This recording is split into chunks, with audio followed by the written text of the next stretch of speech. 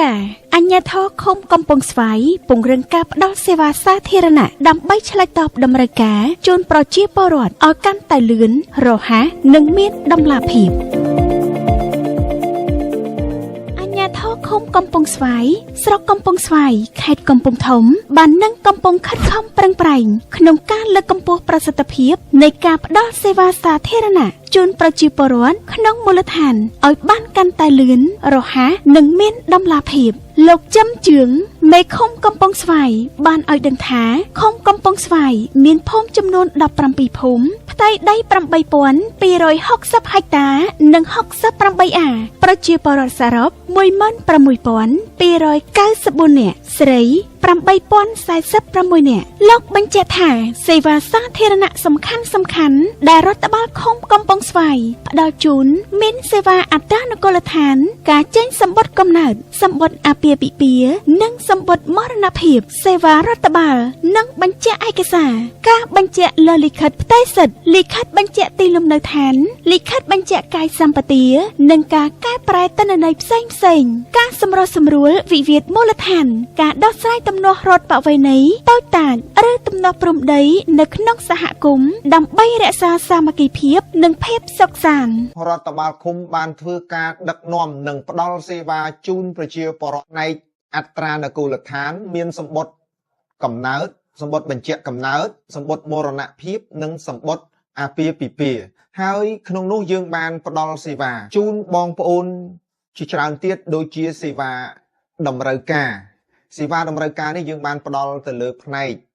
ហេដ្ឋារចនាសម្ព័ន្ធគឺការដោះស្រាយនៅសំណុំពរផ្សេងជូនទៅដល់បងប្អូនប្រជាពលរដ្ឋយើងដែលបងប្អូនយើងបានជួបការងារក្មេងទំនើងអំពើហិង្សានឹងគឺជាសេវាមួយដែលយើងទាំងអស់គ្នាត្រូវធ្វើការចុះទៅសម្របសម្រួលនិងទៅឆ្លើយតបជូនបងប្អូនសេវាសំណុំពរគឺកិច្ចការលើកឡើងដើម្បីស្នើសុំក្នុងការ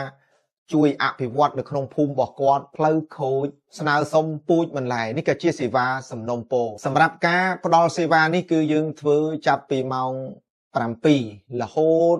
ទៅដល់ម៉ោង11កន្លះនឹងសម្រាប់ពេលព្រឹកហើយពេលរសៀលយើងចូលចាប់ពីម៉ោង2រហូតទៅដល់ម៉ោង5កន្លះបាទហើយយើងធ្វើការចាប់ពីថ្ងៃច័ន្ទរហូតទៅដល់ថ្ងៃសុក្របាទក្នុងនឹងក៏យើងមានករណីពិសេសដែរបើសិនជាតម្រូវការគ្រួសារបងប្អូនប្រជាពលរដ្ឋយើងចាំបាច់បំផុតក្នុងថ្ងៃសៅរ៍ថ្ងៃអាទិត្យក៏យើងសម្រួលកិច្ចការងារនឹងជូនបងប្អូនយើងដែរបាទយើងមិនប្រកាន់ថាតែថ្ងៃច័ន្ទដល់ថ្ងៃសុក្រថាជាតម្រូវការចាំបាច់របស់មន្ត្រីយើងត្រូវតែផ្ដល់ទេតែលើសពីនឹងក៏យើងត្រូវតែគិតគូរទៅលើចំណុចនឹងដែរចំពោះការផ្ដល់សេវារបស់យើងនេះយើងពិនិត្យទៅលើតារាងតម្លៃសេវាបើសិនជាឯកសាររបស់បងប្អូនគាត់មកទទួលសេវាណាដែលវាត្រូវពាក់ព័ន្ធនឹងការយកកម្រៃសេវាគឺយើងណែនាំប្រជាពលរដ្ឋយើងឲ្យមើលទៅតាមនឹងហើយឲ្យគាត់ត្រូវបង់តម្លៃសេវាទៅតាមចរាចរណ៍កម្មការណែនាំរបស់ក្រសួងមហាផ្ទៃយើងអញ្ចឹងយើងឲ្យគាត់អនុវត្តទៅតាមនោះលោកបន្តថាជាមួយនឹងការបម្រើសេវាឃុំបានធ្វើការអភិវឌ្ឍនៅហេដ្ឋារចនាសម្ព័ន្ធជាច្រើនដែលបានបម្រើផលប្រយោជន៍ជូនប្រជាពលរដ្ឋនៅក្នុងមូលដ្ឋានចំពោះការអភិវឌ្ឍលើហេដ្ឋារចនាសម្ព័ន្ធវិញយើង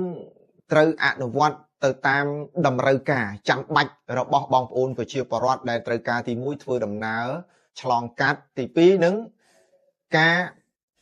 ដឹកកសិផលផ្សេងសម្រាប់បំពេញតម្រូវការរបស់បងប្អូនប្រជាពលរដ្ឋហើយការអភិវឌ្ឍនៅហេដ្ឋារចនាសម្ព័ន្ធនេះគឺយើងមានកញ្ចប់លុយពីរាជរដ្ឋាភិបាលលោកបានវិភាគមកឲ្យរដ្ឋបាលឃុំដើម្បីធ្វើការអភិវឌ្ឍជូនប្រជាពលរដ្ឋយើងសូមសំណូមពរបងប្អូនដែលមកទទួលសេវាសូមឲ្យមានឯកសារគ្រប់គ្រាន់សម្រាប់មកទទួលសេវាដូចជាអត្តសញ្ញាណប័ណ្ណលេខទូរស័ព្ទសម្រាប់មកចូលយន្តការច្រកត្រូវបង្ហាញអំពីព័ត៌មាននឹងជាក់លាក់ងាយស្រួលនឹងការទទួលយកសេវាទៅបានល្អសូមឲ្យបងប្អូនប្រជាពលរដ្ឋយើងមានជាចម្ងល់មានជាកង្វល់ឬក៏អ្វីជាមន្ទិលសង្ស័យសូមបងប្អូនទាំងអស់អញ្ជើញមកសាលាឃុំដើម្បីសាកសួរព័ត៌មានឲ្យបានច្បាស់កុំឲ្យបងប្អូនសួរពីមាត់មួយទៅមាត់មួយធ្វើឲ្យបងប្អូននៅតែមានកង្វល់នេះសូមជម្រាបជូនបងប្អូនប្រជាពលរដ្ឋយើងសូមមានការយោគយល់ប៉ុណ្ណឹង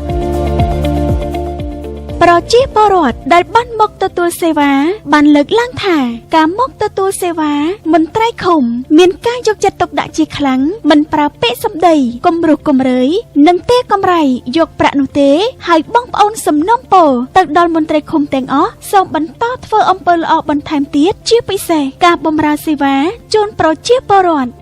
ហើយខ្ញុំបាទមកសាលាឃុំនេះមកធ្វើសេចក្តីបញ្ជាក់គួលបញ្ជីដើម្បីកែអត្តញ្ញាណប័ណ្ណឲ្យកូនហើយខ្ញុំមកដល់លើសាលាឃុំនេះគាត់មន្ត្រីឃុំគាត់ទទួលរាក់ទាក់និងធ្វើការជូនជាពលរដ្ឋជាក់ស្ដែងដូចខ្ញុំបាទអញ្ចឹងគាត់មកគាត់រាក់ទាក់គាត់ជួយកែសម្រួលឲ្យការមកធ្វើនឹងអត់មានត្រូវការលុយកាក់អីទេគាត់បម្រើប្រជាពលរដ្ឋដោយសុទ្ធចិត្តអារម្មណ៍របស់ខ្ញុំសប្បាយឃើញអ៊ំពូនៅសាលាឃុំគាត់ទទួលការងារបម្រើប្រជាពលរដ្ឋល្អខ្ញុំមកធ្វើហ្នឹងមកធ្វើសបុតកំណើតមន្ត្រីឃុំហ្នឹងគាត់អត់មាននេះទេគាត់ស្រួលណាស់យើងមកទៅរៀបពាក្យយើងចាអត់មានពាក្យសម្ដីអីដាក់យើងធ្ងន់ស្រាលអីទេអត់មានទេស្វាគមន៍យើងហើយគាត់ធ្វើឲ្យយើងហ្នឹងអត់យកលុយអត់យកអីទេហើយថ្ងៃហ្នឹងបានមកសាលាឃុំពេលមកដល់ហ្នឹងខាងសាលាឃុំគាត់មានការទទួលរាក់ទាក់ល្អហើយអត់មានប្រើពាក្យសម្ដីគំរោះគំរើយដាក់យើងទេហើយការងារគាត់ក៏លឿនចាសេវាកម្មល្អចាក្នុងនាមជាប្រជាពលរដ្ឋមួយរូបនេះខ្ញុំក៏សូមឲ្យខាងមន្ត្រីរាជការគឺគាត់ធ្វើការឲ្យល្អអញ្ចឹងរហូតចាហើយកុំឲ្យមានសម្ដីគំរោះគំរើយដាក់ប្រជាពលរដ្ឋព្រោះអីប្រជាពលរដ្ឋខ្លះគាត់អាចបានទទួលការរៀនសូត្របានជ្រៅជ្រះទេមានខាងពួកគាត់តែដែលទទួលបានការរៀនសូត្រជ្រៅជ្រះចា